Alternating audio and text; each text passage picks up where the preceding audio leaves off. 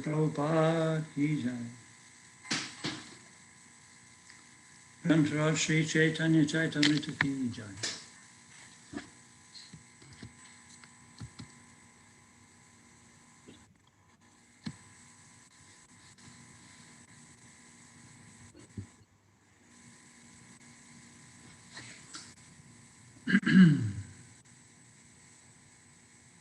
So we're reading from Sri Chaitanya Chaitamrita, Adi Leela, chapter 13. I'll just recite the Bengali.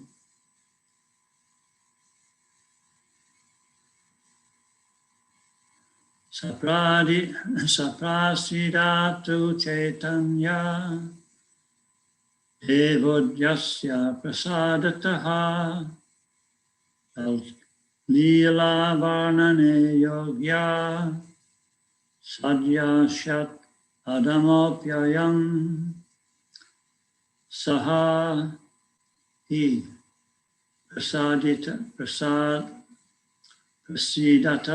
Prasidatu may bestow his blessings. Chaitanya Devaha, Lord Sri Chaitanya Mahaprabhu, Yasya, of whom, Prasadataha, by the grace, Leela, his pastimes, Varnane, in description, Yogyaha, able, Sadhyaha, immediately, Syat, becomes possible,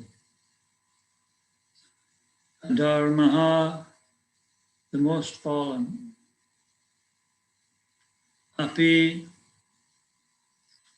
although, I am, I am.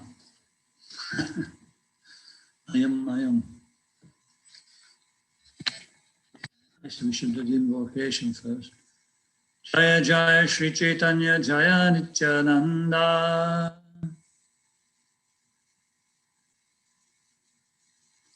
Jaya Jaya Sri Chaitanya Jaya Nityananda.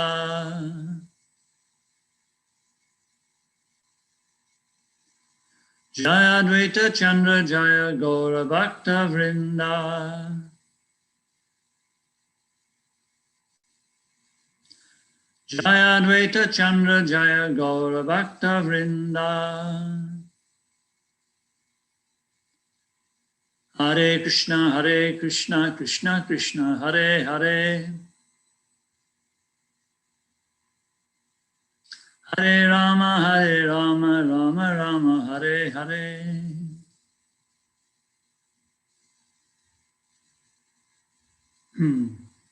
Translation. I wish the grace of Lord Chaitanya Mahaprabhu, by whose mercy even one who is fallen can describe the pastimes of the Lord.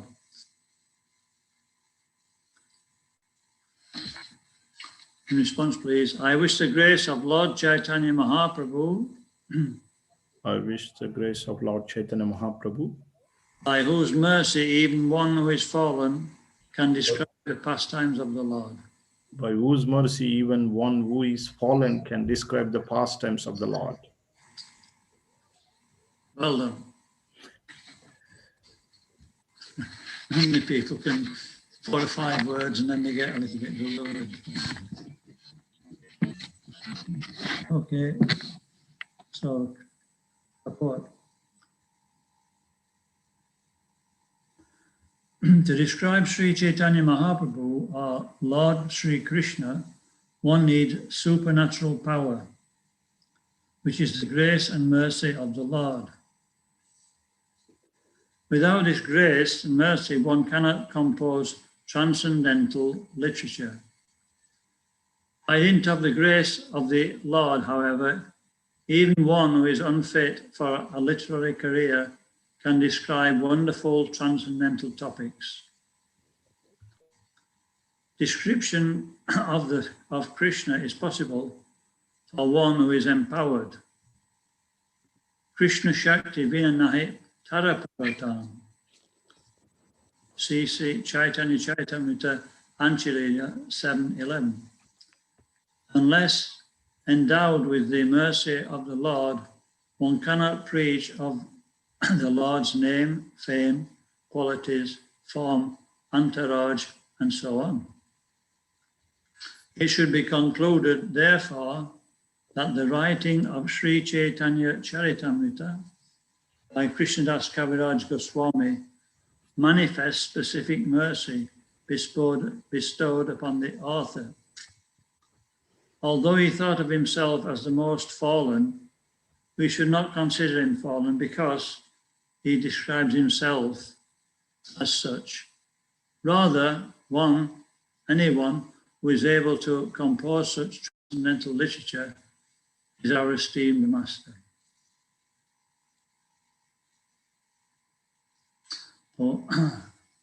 Omegan Timirandasya Jananjana Shalakaya Chakshurannalitam Jena Tasmai Shri Guru Vena Sri Chaitanya Manovishtam Stapitam Yena Bhutale Swayam Rupa Kadamayam Dadati Svagatantikam Vandeham Sri Guru Sri Yuta Padakamalam Sri Gurun Vaishnavamscha Sri Rupam Sarvajatam Sahagana Raghunatam Vitam Tam Sajivam Sadvaitam Savadutam Parijana Saitam Krishna Chaitanya Devam Sri Radha Krishna Padam Savana Lalita Sri Vishakam Vitamscha He Krishna Karuna Sindhu Dina Bando Jagatpate Gopisha Gopika Kanta Radha Kanta Namostute Bhakta Kanchana Gaurangi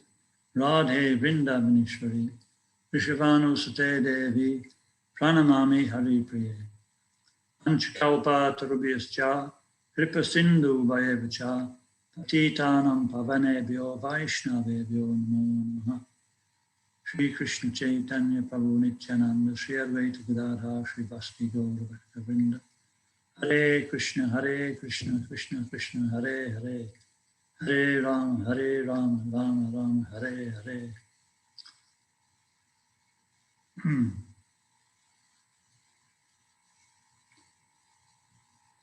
I wish the grace of Lord Chaitanya Mahaprabhu, by whose mercy even one who is fallen can describe the pastimes of the Lord.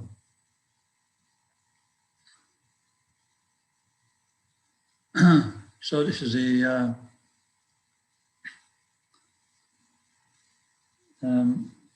process that, everybody's empowered actually. It's not just that, Krishnadas Kaviraj Goswami is empowered. Krishna's the empowerment of everything in creation. It's just, it's a relative term because he's doing some specific service for the Lord. And when we don't see it like that, that's called illusion. We see it's, the illusion means that which is not. It's something we see separate from the Lord. So, most of the time, personally speaking, I'm in illusion because we forget and we think we're the doer. There's no doubt about it, but actually it's not, that's not the case. And, Krishna consciousness is called in the Bhagavad Gita a self-manifesting peaceful condition. And what's that self-manifesting peaceful condition is when we're completely dependent on the mercy of the Supreme Personality of Godhead. That, not a blade of grass moves without his sanction. And all anxieties and fears come from not external forces, but from our mind misconceiving the actual situation. As soon as we recognize that, Krishna's sanctioning everything, we can only do as best, and we try. And if it doesn't actually pan out, then you will still actually understand that maybe I should try a little bit harder next time. But anyway, I did my best. Krishna may give me some intelligence. And this is what Krishna Das Kaviraj Goswami's mood was. He was feeling actually very low, like a worm in stool, it actually describes in one part. And it's not that he was just saying that. You know, sometimes we may say that, but we don't mean it. But he means it. Why does he mean it? Because he realizes that, you know, why should I be proud? Nothing is mine, nirmama. Nothing is mine. Everything's Krishna's, everything's his energy. And, you know, to be actually blessed with this process of being able to perform devotional service is the biggest blessing in creation. But we just don't realize it. Therefore, we lament over insignificant things. As Lord Chaitanya said, fame, adoration, and name. Fame, adoration, and women, or men in women's case, you know, the opposite sex. We want these three things. They're insignificant. They have no significance. They were here today and they've gone tomorrow. But this is actually, so one who realizes that, you know, we've got the most priceless gift in creation. It's just like this, you know, a person selling nuts. In India, people sell different nuts.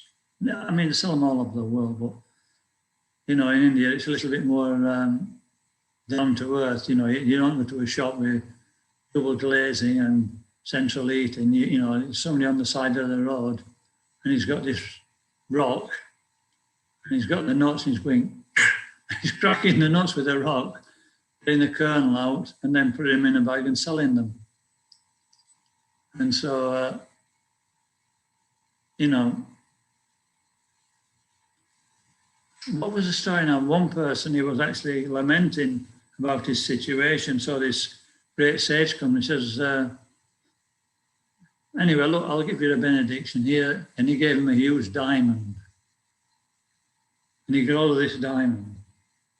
And he thought, that's just what I wanted. And so he started cracking the nuts with this diamond. He got the kernel out, put it in a bag and sold it. That's what we do in devotional service. You know, somebody gives us something 1 billion times more precious than a diamond, and we actually we crack in nuts to try and increase our false prestige and our position. And you know, what we really want, you know, deflating. We need to be deflated, and Krishna knows that, but we're not ready for it straight away. And so he lets us, you know, it's a sort of, let us carry on with the illusion to some degree and keep chipping away at it, taking the foundation away. And then eventually it starts to crumble. That's a good sign. The false ego starts to crumble. And you feel some relief. You know, wow, I can feel pleasure in all situations. And then it completely collapses at some point. And then we're actually situated in our constitutional position. Well, not quite at that point. It means that that's the beginning of being able to render actual devotional service. Satam prasangam mama virya samvido bhajanti rikkana rasayanakata tadyoshina apavargavarmani shraddha ratir bhakti anukramishati. Shraddha, beginning, ratir. This is the auspicious ace, rati. Then actually when we're free from that false conception, real devotional service can begin. It's such an easy thing to actually speak about, but so difficult to actually break that.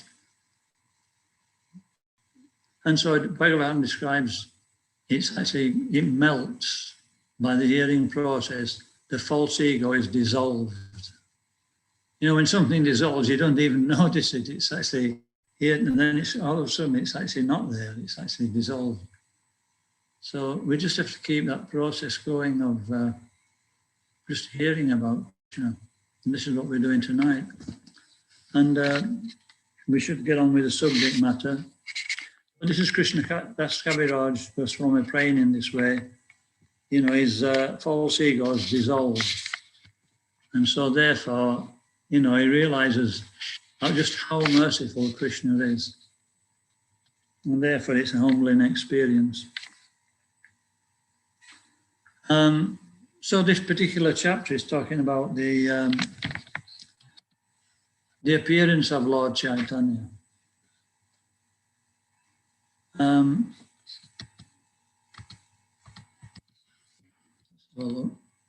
So what I'm going to do, I'm just going to speak about his appearance to some degree, and then talk a little bit about his pastimes, so that it gives a balance. If we just talk about his appearance, it's a lot of facts and figures, and not too much philosophy. And so, Lord Chaitanya appeared as apparently the son of Jagannath Mishra. In the spiritual world, Jagannath Mishra is Nanda Maharaj in Krishna Leela. And his mother was Sachi Devi. Sachi Devi is Yashoda in the spiritual world. So when the Lord appears, Yada Yada Hi Dharmasya, Lanir Bhavati Bharata. He appears in his original transcendental form. So it's explained how, Mother Sachi Devi, she had 8 children. Actually, she's the counterpart of Devaki, sorry. She had 8 children, and all girls. And as soon as they were born, they died, all 8. Now, can you imagine, for a mother, 8 children on a trot, dying just after birth, after, 10 months, according to Vedic calculation, in the womb, then 10 months, and the baby dies. And, it's not like they're actually situated in full knowledge. It's only a pastime. They're actually there. They're taking part in Krishna's pastimes, but they're convinced about their situation. But they're so fixed in devotional service to see it as Krishna's mercy. I remember on this same thing about Sachinanda Maharaj, who was giving a talk, and then he stopped and he said, actually, I was really astounded about the faith that the Brajbasis are in Vrindavan. He said there was this little boy, and there was this, like a sugarcane machine, a big wheel which cuts things, and he got his hands cut off, both his hands, or one of his hands anyway. And what do you think his father said to him? His father said to him, "Oh, don't worry," whatever his name was. He says, "This is Krishna's mercy." Now, this is real understanding. We're not the body. If we could actually function, as soon as the body gives some pain, we're actually we're complaining. So anyway, coming back to the point is that what was the point? We were talking about not Devaki, Sachi Devi, and she had 8 children who all left the bodies. But then the 8th child was Vishvarupa. Vishvarupa is the counterpart of Lord Nityananda. And Vishvarupa, he grew up, and then eventually they wanted him to marry, so immediately he took sannyas. As soon as he realized that one person came, visited, and he followed, sannyasi, and he became his servant, and they never saw him anymore. So the 9th child was Chaitanya Mahaprabhu, Vishvambha, Gaura Hari. And just like any other child, he went through the 4 stages of growth: Balya, childhood, Poganda, early youth, and Kaishorya, later youth, and then eventually Yovana, 16 years old. And through each age, after he left the Balya age, that's the childhood, he became a teacher immediately. He said that great personalities, they actually mature a lot faster than ordinary children. Has anybody noticed that? That, you know, sometimes we see some children, they're actually so advanced and they're only young. So this is an indication that, I don't know what indication it gives to a materialistic person, but definitely it shows spiritual advancement. And so, you know, between the ages of 5 and 10, he was actually teaching. He'd already, you know, and he was teaching Vyakarana, pronunciation and grammar. I think that's the right word.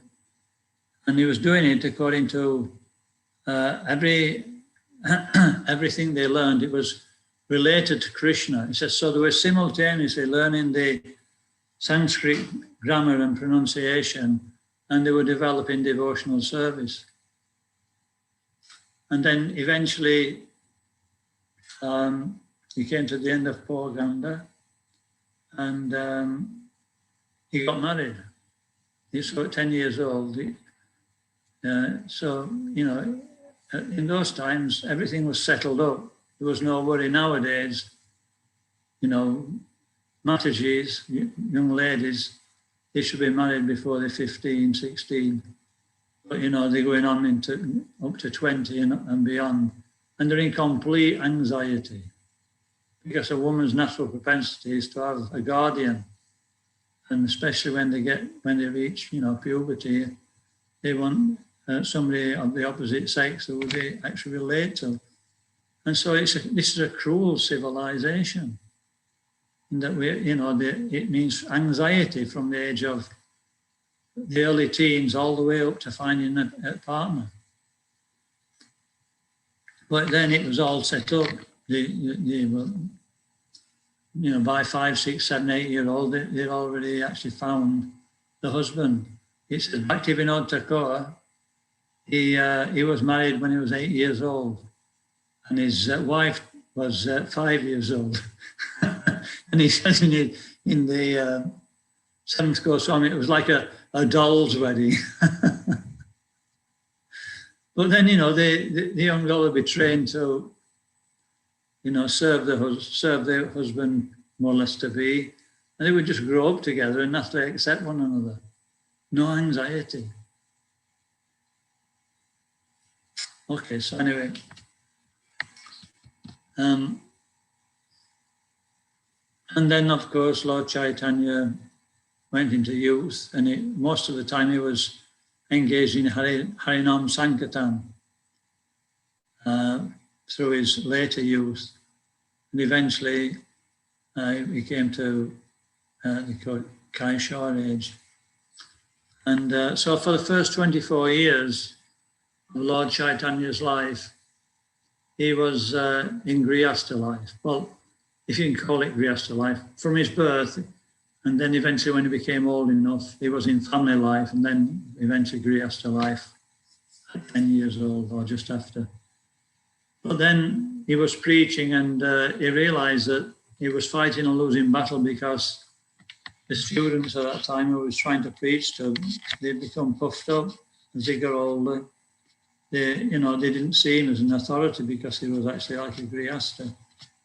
And so at that time, when he was 24 years old, he made the decision to take sannyas. And, it was an exemplary way to do it. He left his wife, he'd only been married to his second wife for a few years, and a dependent mother. You know, they didn't have a father to look after them. But, you know, when Lord Krishna does something, he always sets an exemplary example. And of course, they didn't go without. And Lord Chaitanya, from that point, he started his preaching, which we're going to talk about some pastimes of his preaching. And first of all, he tried to travel to Vrindavan, and Lord Nityananda wanted to accompany him. So Lord Nityananda, he actually tricked him and they finished up. He met Advaita Acharya, and he says, "What are you doing here?" We're on his way to Vrindavan. And actually, they took the wrong path by Lord Nityananda's trickery, and they'd finished up at Advaita Acharya's house. And then Advaita Acharya, anyway, and then eventually they made their way back to Jagannath Puri. And in Jagannath Puri, that's when Lord Chaitanya got the inspiration to preach. He sent Lord Nityananda and Haridas Thakur to Bengal to preach. And he himself, he went to South India. But before he went, he met all the devotees, and he explained to them what he intended to do. And he, on the pretense, he was going to find his brother Vishvarupa. Now, Lord Chaitanya is omniscient. He knows everything. And actually, by that time, Vishvarupa had left this world. But he knew that this is the only way he could actually convince the devotees that he should leave. And of course, the devotees immediately, they were heartbroken, they were sulking, and they were saying, "You should take us with you." And then Lord Chaitanya started bringing up the obstacles that would arise if he took them with him. Because naturally, not Lord Chaitanya used to travel with the devotees before he took sannyas. But when he took sannyas, he was so strict, even in the coldest winter, he would take 3 baths a day. He would sleep on the floor. He would only eat a little. And, the devotees, when they saw him in that condition, they actually were heartbroken. And, Lord Chaitanya, seeing the mood of the devotees, he became twice as heartbroken. And so he told them that. He said, "It's just too difficult for you to see me in this sannyas ashram. So therefore, it's better that you don't come. And especially you, Lord Nityananda Prabhu." He said, everywhere I go with you, it's a problem. First, I wanted to go to Vrindavan. I finished up in Bengal. And then I wanted to, go to Jagannath Puri, and you broke my dunder. So I'm definitely not taking you. So Lord Nityananda said, "Okay." He says, "Okay. But one thing, you should take a water pot and 1 set of clothes, a loincloth and a shawl or a gamcha. And but with the water pot, you can't carry a water pot. You can't chant, because he used to chant on both hands. One hand was for the round he was particularly, or the mantra he was chanting, and the other hand was for counting the rounds. He says, so you need an assistant. And so you should take this brahmachari with you. Kala Krishna, that's they call him. Maharaj? Yes? Your camera is a little bit off center. Yeah, thank you, Maharaj. All right. Oops. Kala Krishna Das. And so he agreed to that. Kala Krishna Das used to take his water pot and staff, and then it left Lord Chaitanya free to chant. So before he went to see Sarvabhauma Bhattacharya, and Sarvabhauma Bhattacharya, he was also very disturbed. And so he said to Lord Chaitanya, please stay a few days and give us your association. And so Lord Chaitanya agreed.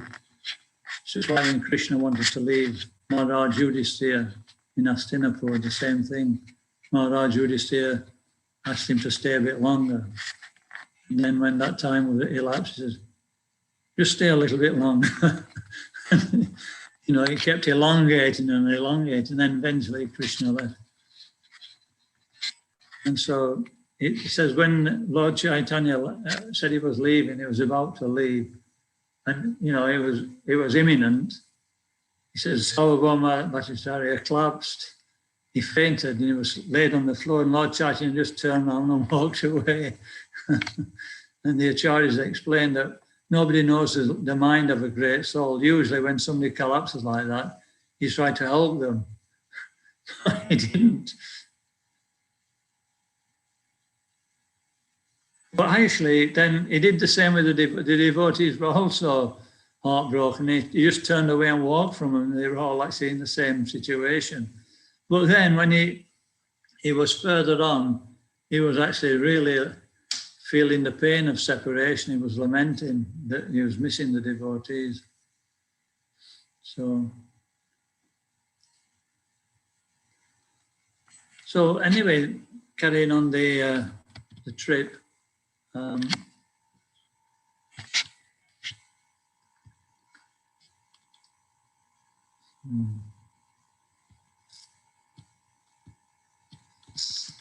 So first place is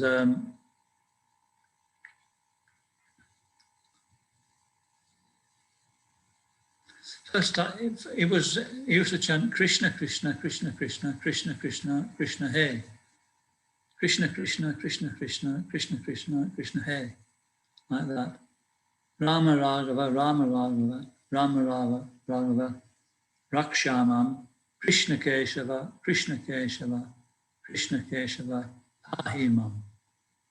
And so basically what he was chanting, as well as the Moha mantra, of course, is he was praying for their Lord's protection, and he was praying for the Lord's support. So this is a perfection of devotional service, when we become dependent on the Lord like that. So Lord Chaitanya was setting the example of a dependent devotee. It's foreign to a person brought up in this material, at least in the West. I don't know what it's like in India. Is that what do you bring? What is the first thing you want to bring a child up to do? You want him to be successful. You want him to stand on his own 2 feet. But it's actually the wrong way around. If we're actually looking for the welfare of the child, we want them to actually become dependent on Krishna. And then, they can stand in any situation. So this was Lord Chaitanya's example. And so we have to develop that. If we can develop that, then we can be peaceful. We're always dependent. It's like, as soon as we become dependent, it's like, watch this. It's like, has anybody that feeling, It's like all the tension just goes out of the pores. It just disappears. And you think, wow, this is what it's like to be a proper human being. We should always be like that. But we're just like buzzing with anxiety. From the moment we wake up, the anxiety comes. But anyway, one day we'll get there. Keep trying. It'll come.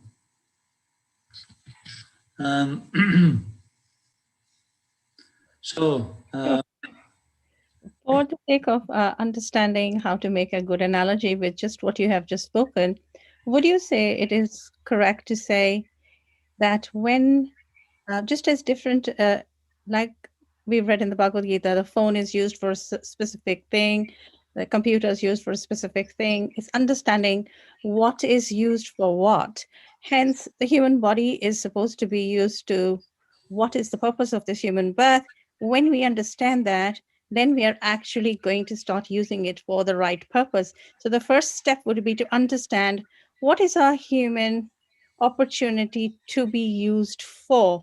So this example that you've given is so perfect, but along with that, when we are in any way preaching, it is good to explain to somebody that you are going to feel exactly how you explained, completely rid of anxiety. It's like when you have a laptop and it isn't working and we're trying different things. If we knew how to work it, we would work it better and more efficiently. Similarly, when we know what this human opportunity is for, we will be able to use this human opportunity in a more efficient manner. And one of the things, of course, is that when we are depending on Krishna. Yeah. Thank you very much. Depend on Krishna. Never forget, always remember Krishna, never forget Krishna. Always try to please Krishna. If we keep those 3 things in mind, then there's no problems. Everything will work out. Exactly. I really like this example that you gave of the deflation. Exactly. People are so anxious. And when they're so anxious and you try to tell them, well, there's no need for this anxiety because this life is so short. It's very difficult to tell somebody that because they're thinking, what are you talking about? Because their life is so important and they're full of their anxieties and, irrelevant anxieties, really. It's very hard to tell this to somebody, but the way you just put it, it makes it easier to explain to someone. Yeah, there's a verse in the Srimad Bhagavatam, I can't remember the Sanskrit. Vayam dviti avinivasata hashat. This is saying that anxiety comes from thinking with the body. And when we actually, start to understand that when we take shelter of a bona fide spiritual master, then we can actually become freed from this bodily conception by his guidance. So he says, therefore, the goal is to take full shelter of the spiritual master or his representatives. In this way, we actually become situated in our, eventually in our eternal position, but it takes time, that's the thing. It's describing the nectar of instruction. That, it's done by hearing, first a Shravana Dasa. And Varana Dasa, when we hear, we can accept the process. And then Smarana Vasta, different stages of remembering. At first it's maybe little at a time, intermittent, then it becomes constant, then it becomes condensed, it becomes absorption, and then it becomes meditation. Then increased, prolonged meditation becomes samadhi. And then from samadhi, we can eventually come to sampatidas, which means that we can understand who we are and who Krishna is, understand our constitutional position. I mean, I used to get some indication of samadhi when I used to go home to visit my mother. She was always absorbed in the telly, As soon as I walked through the door,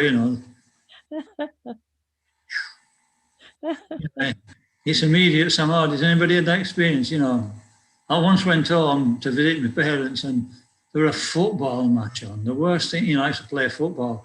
And I just looked around at the telly. I was locked in it for about 10 minutes. I couldn't shift. And then that vision I had for those few minutes, it stayed with me for about a month. It kept flashing into the mind, And then the other day I was in the co-op. I went to the co-op for some milk. I'd run out of milk. And as I was queuing up, this pop record came on from, like 30, 40 years ago. And I was like, I thought, what can I do? I can't stick my hand in my ears. But then, I just thought about, he was talking about learning how to love Krishna. It was about singing about learning how to love Krishna, but learning how to love, it says, you can't hurry love. Love doesn't come easy. It's a game of give and take. So anyway, and I was thinking, actually, that's devotional service. Right. Immediately, I just remembered, Krishna, and I felt a little bit blissful. And I thought, wow, this is actually we can't actually turn off from the material, we're in it. Yeah. We have to actually just see everything related. And I really, I thought, let it come into my head. I can remember Krishna with his song. And, anyway, we're getting a little bit off the track here, but anyway, we can come back in a minute.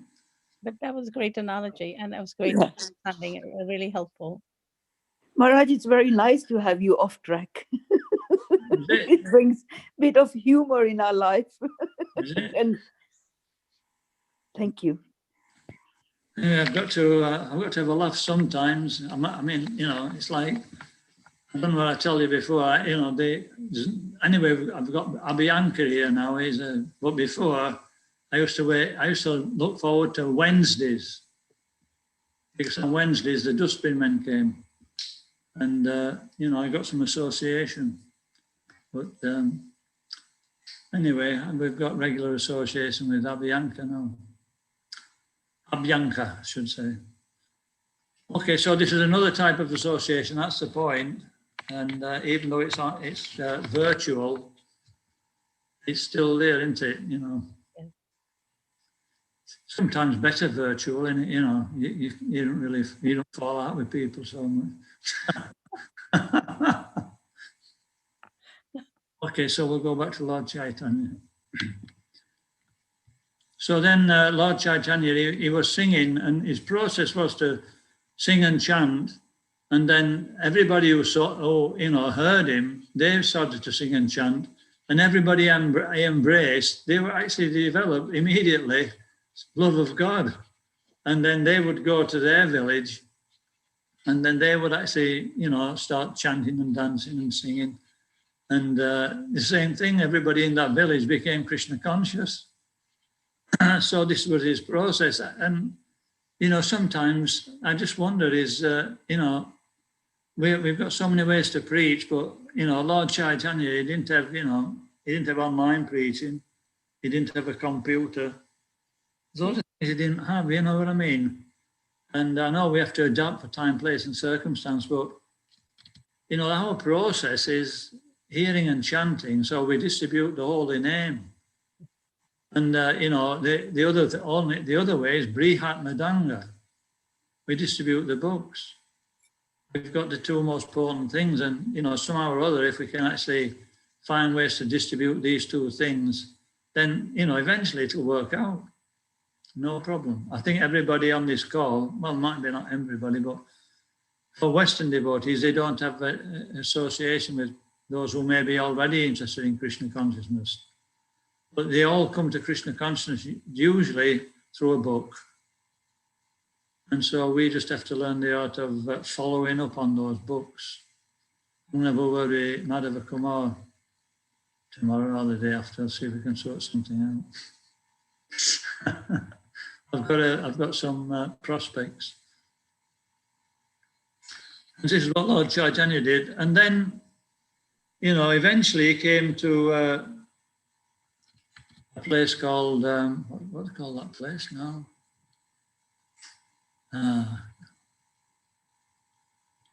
Anyway, he came to Kurmakshetra.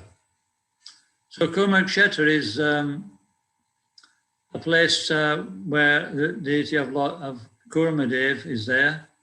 And one story is that Ramanujacharya, he was actually in Jagannath Puri and he was worshipping Lord Jagannath.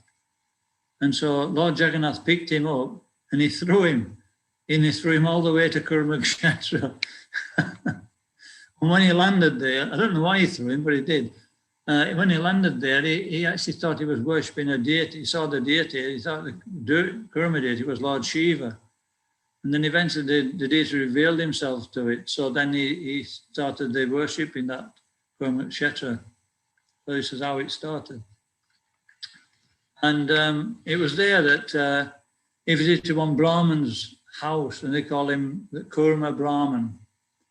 And, Lord Chaitanya would take prasadam at a Vaishnav or a pure Brahman's house who cooked just pure food. So this Brahman, he was a devotee, and he washed Lord Chaitanya's feet. All his family drank the water, and then he sat him down and fed him.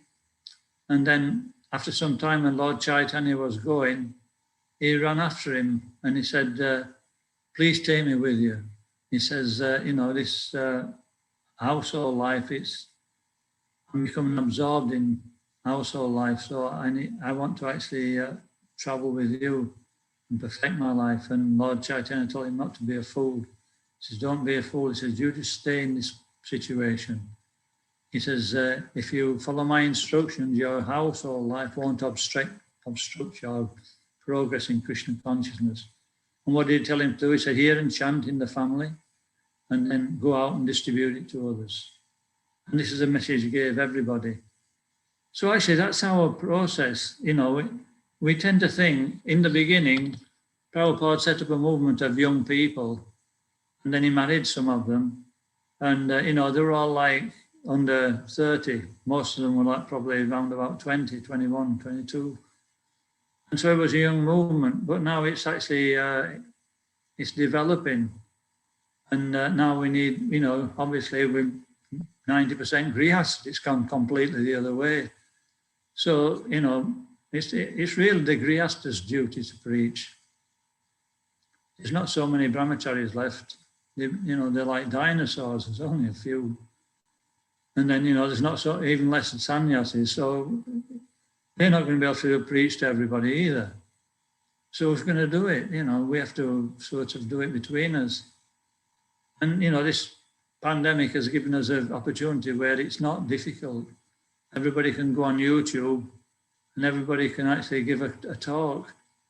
Even if it's only most people, they don't know anything. So whatever talk we give about we're not the body, and, you know, then that's actually great preaching. So we should be thinking like that. Even if we only if we go on every week and tell people we're not the body for the rest of this lifetime, it's going to work with somebody. So, you know, let's try and make that our raison d'etre, our reason for practicing. So Lord Chaitanya, he told him that, and he says, not only that, if you do that, you will meet me here again. In other words, you'll never lose my presence. When we go out and distribute books, or go on Harinam, we definitely feel Krishna's presence, especially when we're distributing books, when we're talking to people, when we're telling them about Krishna. There's no better feeling in this world. Somebody completely brand new, and everybody's looking for Krishna. You start to appreciate that. When you start speaking about him, you can see that, you know, they're interested. There's some interest there. So, you know, if we want to be, this keeps us enlivened, this keeps Maya out of the mind. It's called a higher taste of devotional life. So that's what instruction Lord Chaitanya gave to everybody that he met. The Kurma Brahman is the classic example given in the Chaitanya Chaitamrita. And then just before he left, one devotee came, they called him Vasudeva. He was also a Vipra, a Brahman, but somehow or other he'd become infected with leprosy and he was really suffering from it. And he'd heard that Lord Chaitanya was at Kurma Brahman's house, so, you know, he'd struggled, you know, when you've got leprosy, it's painful, he'd struggled to get there. When he eventually got there, he found out that Lord Chaitanya had left. And so, you know, out of sheer frustration and agony, he just collapsed on the floor. And as Lord Chaitanya was walking along, all of a sudden he could understand what had happened. And he stopped and he came all the way back. He'd walked quite a distance, actually. And as soon as he got there, he actually, you know, the Vasudeva, he actually prayed his obeisance, and Lord Chaitanya picked him up and embraced him. He says immediately his body became very beautiful, it says. And so then Vasudeva started to glorify Lord Chaitanya. And what else did he say? He says, let's have a look, I'll just read it. Prabhupada writes, although Vasudeva Vipra was a leper and had suffered greatly, still after Sri Chaitanya Mahaprabhu cured him, he instructed him to preach Krishna consciousness. Indeed, the only return the Lord wanted was that Vasudeva preach the instructions of Krishna and liberate all human beings. That is the process of the International Society for Krishna Consciousness. Each and every member of the society was rescued from a very abominable condition. But now they are engaged in preaching the cult of Krishna consciousness. They are not only cured of the disease called materialism, but are also living a very happy life. Everyone accepts them as great devotees of Krishna, and their qualities are manifest in their very faces. If one wants to be recognized as a devotee by Krishna, he should take to preaching work, following the advice of Sri Chaitanya Mahaprabhu. Then one will undoubtedly attain the lotus feet of Sri Krishna, Lord Krishna himself, without delay. That's it. Then one will undoubtedly attain the lotus feet of Sri Krishna Chaitanya. As simple as that. I remember it was the day after, it was in Mayapur, it was Tamal Krishna Goswami's disappearance day. And so they put him on, they put one of his lectures on, and everybody listens to this lecture instead of the usual class.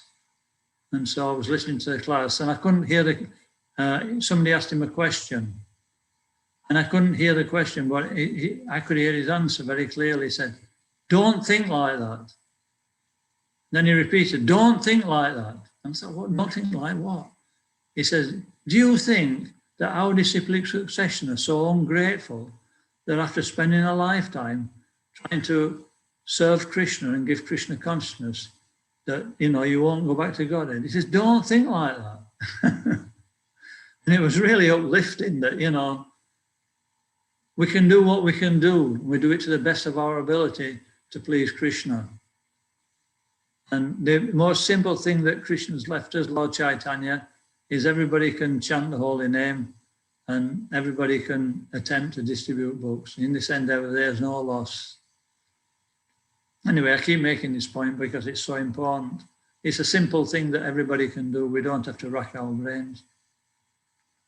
So he told the same to Kurmaban, then to Vasudev, and everybody he met along the way.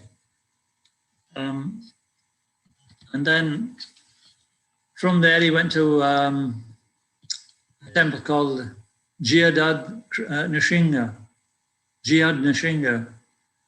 And there he saw the deity of Lord Nrsingadev. And from there he went to Vijayanagar, near Vijayanagar, and there's a river there called Godavari. So before he set off, Sarvabhauma Bhattacharya had spoken to Ramananda Roy previously, and he realized he was a great devotee. So he told Lord Chaitanya, when you go to South India, please see Ramananda Roy. And so, you know, Lord Chaitanya was eager to meet him. So he took his bath and he went to the other side of the river and he sat chanting. And then he heard this procession, and there was a procession with a palanquin, and there was musical instruments being played. And in the palanquin was Ramananda Roy. He was a kayasta. Kayasta means that they haven't got a caste. They usually, in the Orissa part of India, they're called Shudras. But in Bengal, they sometimes refer to them as mixed. But they're very intelligent, a lot of them, and Ramananda Roy was like that. And he was actually the governor of Madras. And so, you know, Lord Chaitanya, he says his mind was running towards him. He was so attracted, it was his pure devotee. But he didn't, he just carried chanting. And then after Ramananda Roy took his bath, then he saw Lord Chaitanya, you know, this very effulgent sannyasi, huge frame, you know, lotus eyes, and he was really attracted, and he came. And they both stood up and they embraced, and immediately, you know, they felt ecstatic.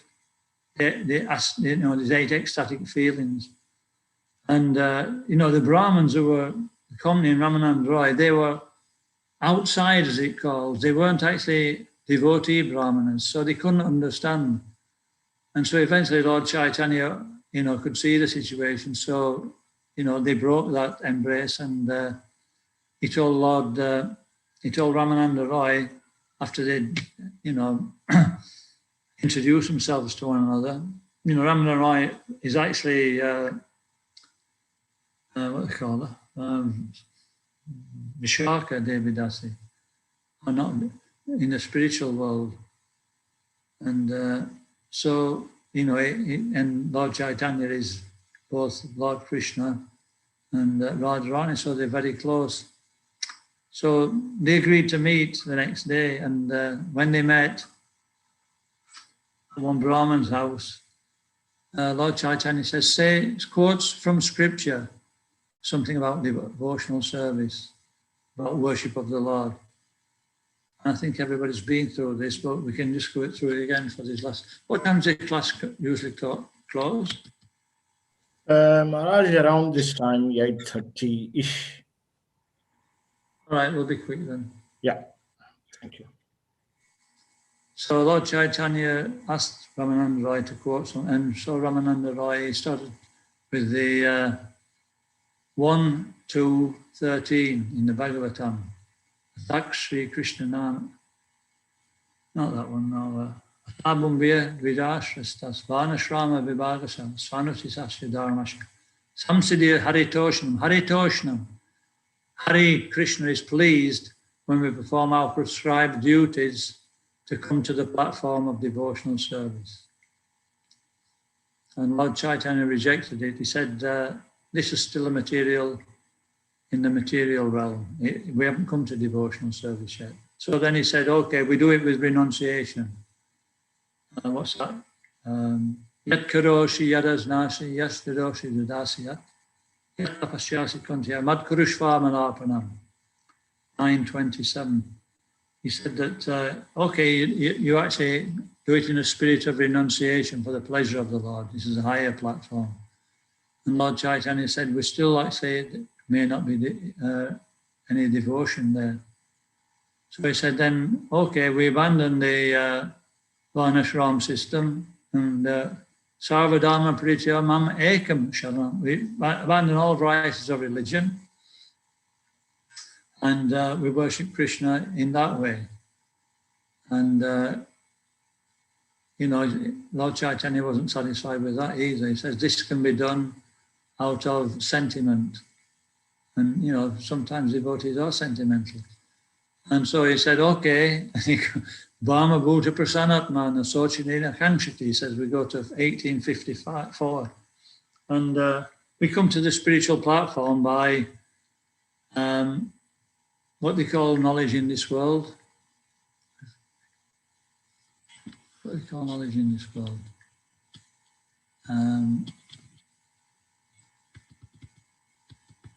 What's that word?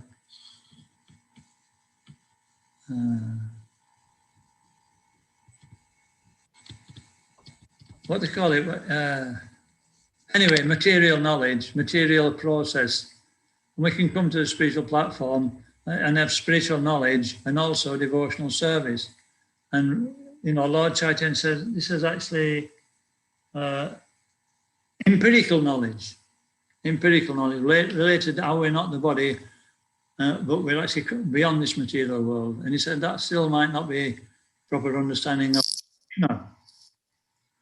And then, so then Ramananda Roy, he went to the Bhagavatam and he quoted another verse. And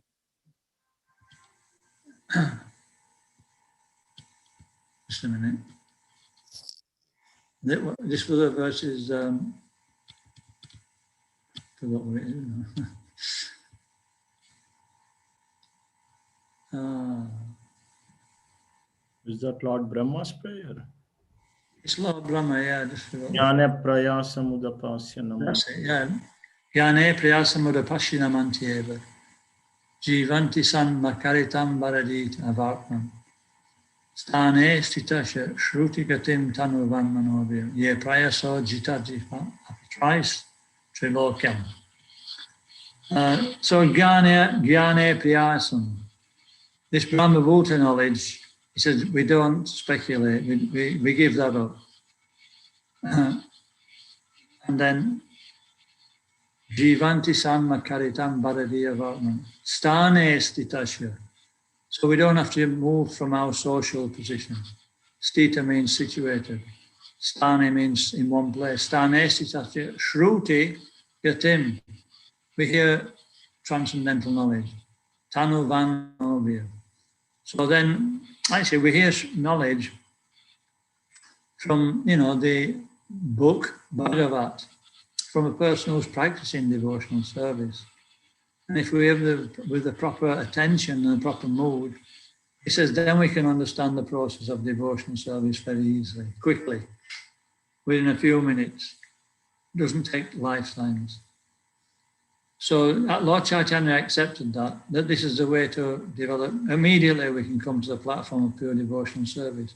When we hear Prabhupada's tapes, immediately it comes to the point. And then when we start reading Bhagavatam and Bhagavad, we get a little bit confused because Prabhupada's answered it already. So this is the process, is to hear. And this is what, and then of course, Lord Chaitanya was satisfied, but he said, go on. So then he started talking about pure devotional service, then manifest. Anukulyasya,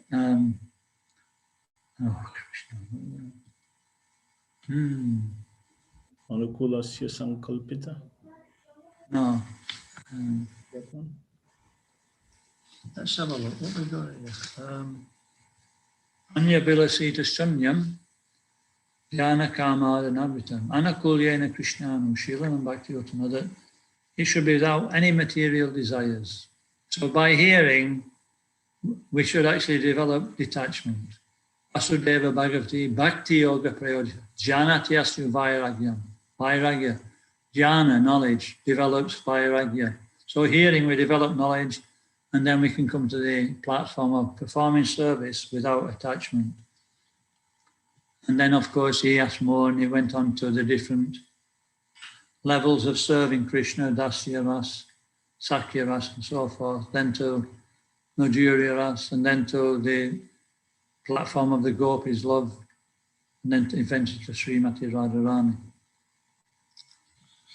Okay, so, and then, of course, Lord Chaitanya left Kurmakshetra and went on to travel through the rest of South India to different places, and that's depicted in the next chapter. So thank you very much. We'll stop there. I don't know whether we have time for any questions, if there's any questions or not. Hare Krishna. Thank you very much, Maharaj, for covering some of the pastimes of Lord Chaitanya Mahaprabhu. Has anybody got any questions or comments? I've got a very quick question. Sure. Hare Krishna Maharaj. Maharaj, we know when Lord Chaitanya was teaching grammar to a group of youth, he used to chant the gopis. Do we know what exactly he was chanting? Was he chanting the word gopis, or was he chanting the specific names? No, that's different. That's when he was, out of spontaneous ecstasy, he was chanting the names of the gopis. And when the students heard him, they thought, what's he doing? He's actually a sahaja, he should be chanting the name of Krishna. And so they tried to tell him that, and he became angry. And he chased them off. He threatened to, I don't know what he threatened. Anyway, chased them off. They were frightened. So they actually became a little bit inimical towards him, and he could understand that. So he thought, they're not going to actually take me seriously unless I take sannyas. That's when he was chanting the gopi. Was he chanting a specific name, or was he just saying gopis, gopis? Anyway, he was chanting about the gopis. He might have, I don't know whether he was calling them by name or not. Okay, thank you, Maharaj. The other one was, he was only in his youth.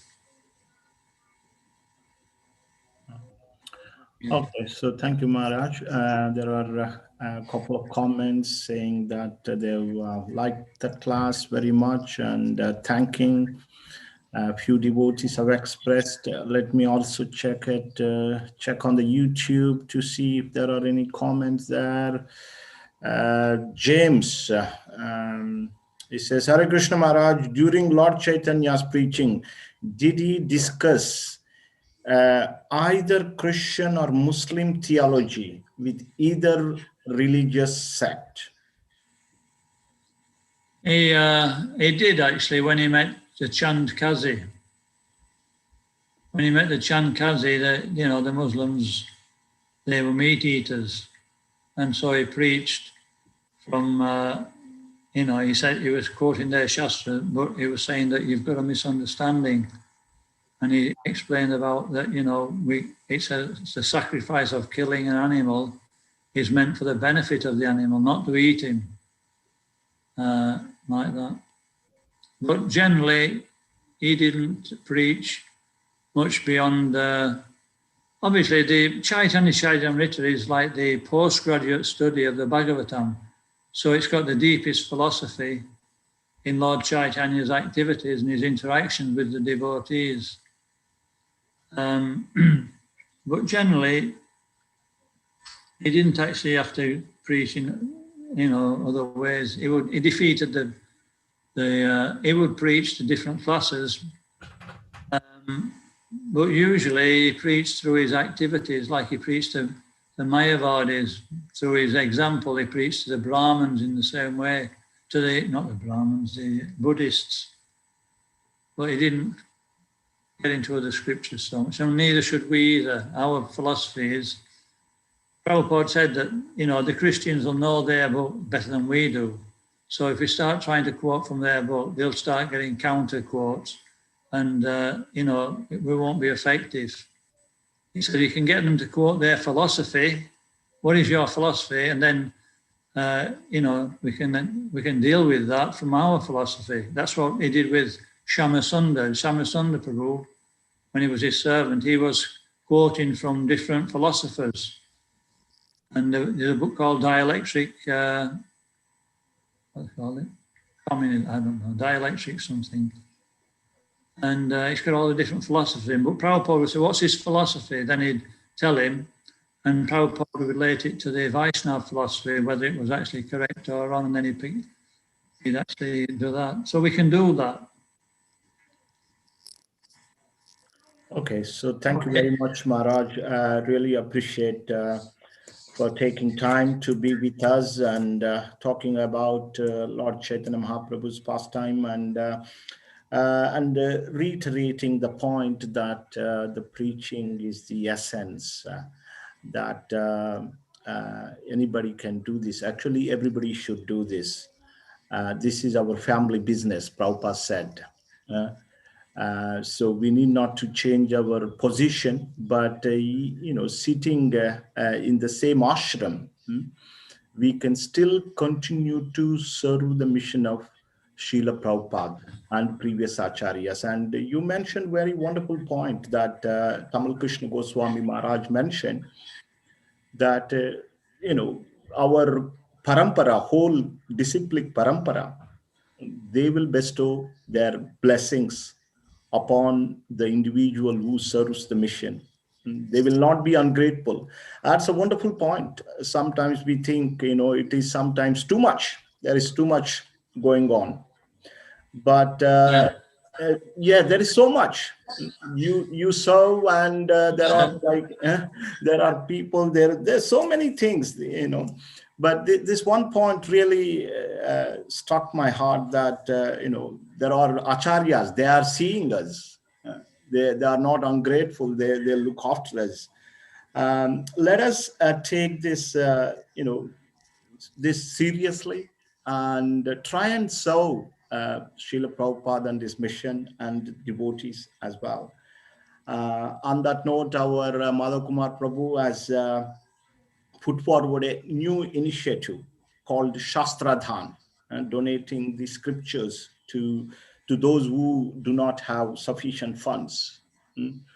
So if you would like to donate towards this cause, we will keep the fund, and when it reaches a threshold, then Madhav Kumar Prabhu will release those books who are unable to buy them otherwise. It's a wonderful initiative. So please do so if you would like to do that. And so tomorrow, being the first Saturday of the month, we have a special Bhagavatam class in the morning starting at 8 o'clock. And the topic is the life and teachings of Vidura. Every month we are taking one devotee from Srimad Bhagavatam and discussing about that devotee. Last month we discussed about Dhruv Maharaj. And this month we will discuss about Vidura. please do take time to attend these classes. I know in the morning it may be a little tricky to attend, but I'm sure devotees express their happiness and how they felt by attending these classes in the morning.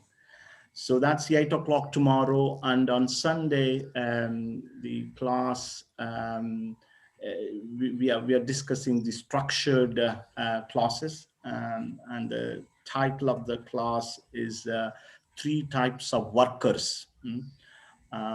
So please do take time to attend these classes. That's it from me. And once again, thank you so much, Maharaj, for taking time to be with us and sharing wonderful knowledge. Thank you very much. And His Holiness Thank you for joining. Maharaj ki jai. Jai. Srila Prabhupada Prabhupada ki jai. Jai. Nitai Gaura Premanandi. Hari Hari Hari Hari. Hari. Hare Hare Krishna. Krishna.